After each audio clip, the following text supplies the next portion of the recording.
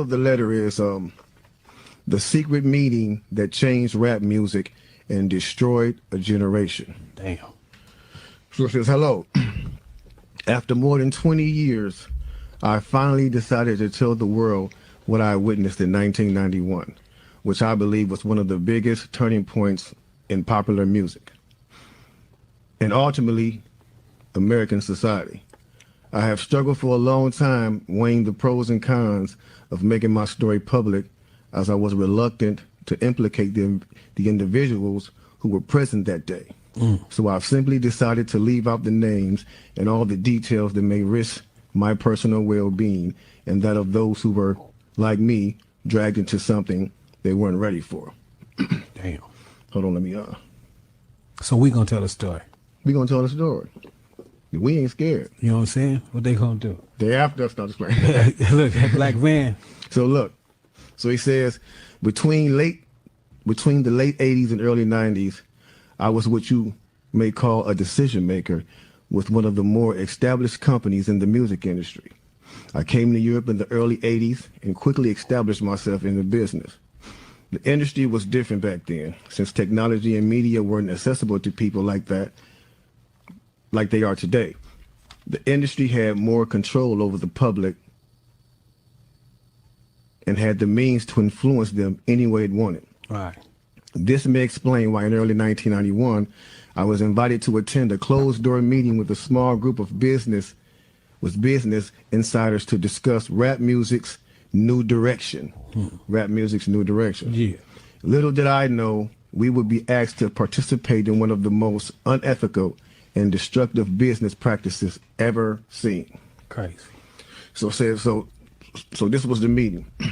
The meeting was held at a private residence on the outskirts of Los Angeles. I remember about 25 to 30 people were being there. Right. Most of them familiar faces. Speaking of those I knew, we joked about the theme of the meeting, as many of us did not care for rap and failed to see the purpose of being invited to a private meeting to discuss the future of hip-hop. Talk to him. Among the attendees was a small group of unfamiliar faces who stayed to themselves and made no attempt to socialize beyond their circle. Based on their behavior and formal appearances, they didn't seem to be from our industry. Our casual chatter was interrupted when we were asked to sign a confidentiality agreement preventing us from publicly discussing the information presented during the meeting. Needless to say, this intrigued, in some cases, disturbed many of us. The agreement was only a page long, but very clear on matters and consequences, which stated that violating the terms would result in job termination immediately. We asked several people what this meeting was about and the reason for such secrecy, but could not find anyone who had the answers for us. A few people refused to sign and walked out. Nobody stopped them. I was tempted to follow, but curiosity got the best of me. That's right. A man who was part of the unfamiliar group collected all the agreements from us. So now it's going to get to the good part because the meeting about to start. Talk to him, G.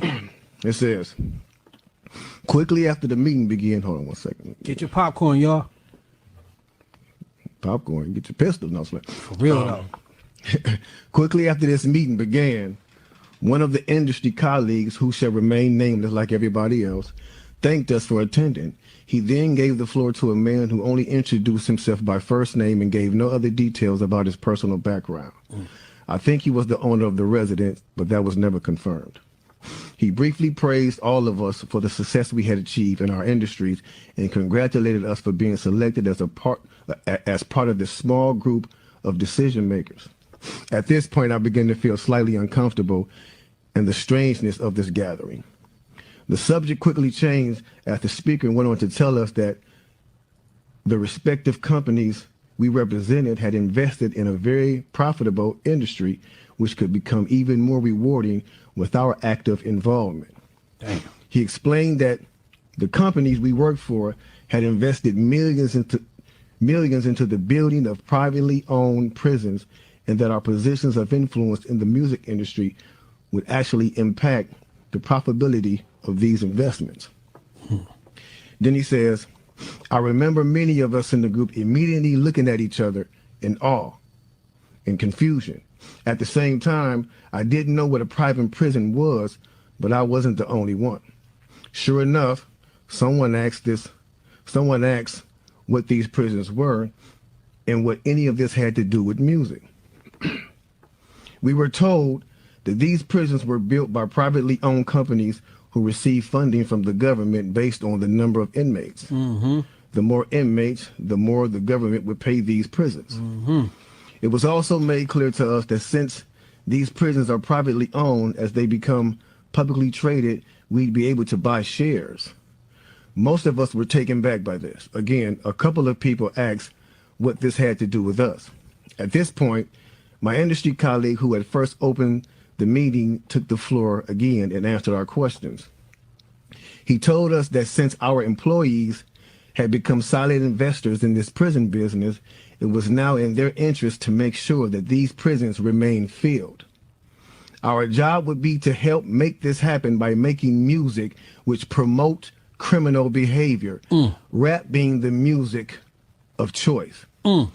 He assured us that this would be a great situation for us because rap music was becoming an increasingly profitable market for our companies, and as employees, we'd also be able to buy stocks in these prisons.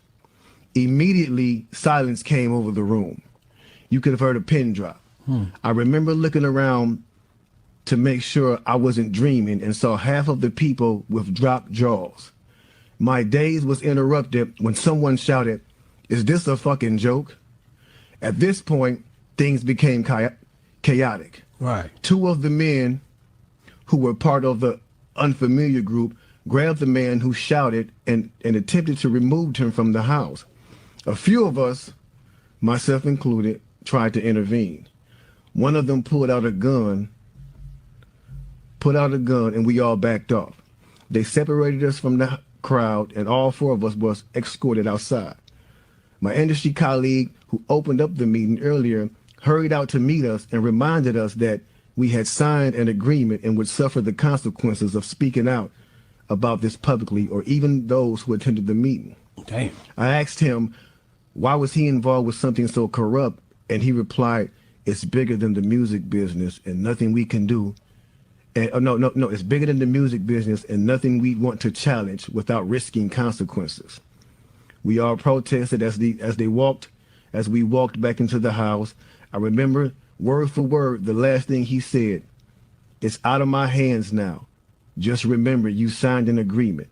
He then closed the door behind him. The men rushed us to our car and actually waited until we drove off the property. Damn. So this meeting, bro. Now that's a lot for a meeting right there.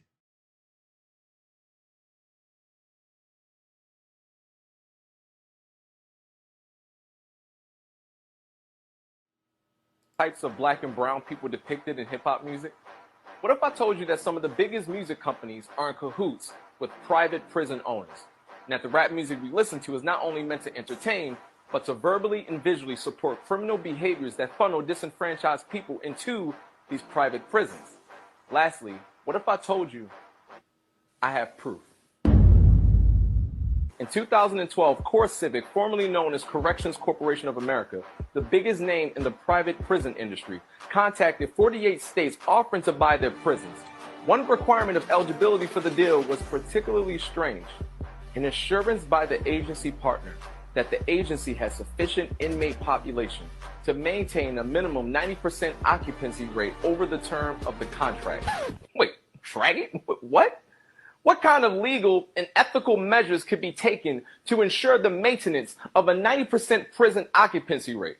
Now let's work together to connect these things. I'm sure you're a smart person. It won't be long. Let's do the work. In 2012, a mere 232 media executives were responsible for the intake of 277 million Americans, controlling all avenues necessary to manufacture any celebrity and spark any trend. Time Warner, as the owner of Warner Brothers Records, can not only sign an artist, but since they're also owners of Entertainment Weekly, they can also put an artist on the cover by next week. You think you choose what you listen to, but do you? Both BET and MTV belong to Viacom. Okay, now I know that's not news to some, but when the use of these media conglomerates is cross-checked with ownership of the biggest names in prison privatization, it's starting to get a little fishy. The largest holder in CoreCivic, formerly Corrections Corp of America, is Vanguard Group Incorporated. Vanguard is the #1 largest holder in both Viacom and Time Warner. Vanguard is also the largest holder in the GEO Group, the second largest owner of private prisons in the U.S. The overlap in private prison / mass media ownership is disturbing. Let's make this clear. The people who own the media are the same people who own private prisons, the exact same people. They make money from getting so-and-so from the hood to glorify the life they live, and they don't care about the impact it has on others because money is the motive. Then when the music influences others in criminal behavior, they make money from all the impressionable low-income people of color that are expected to go inside their private prisons.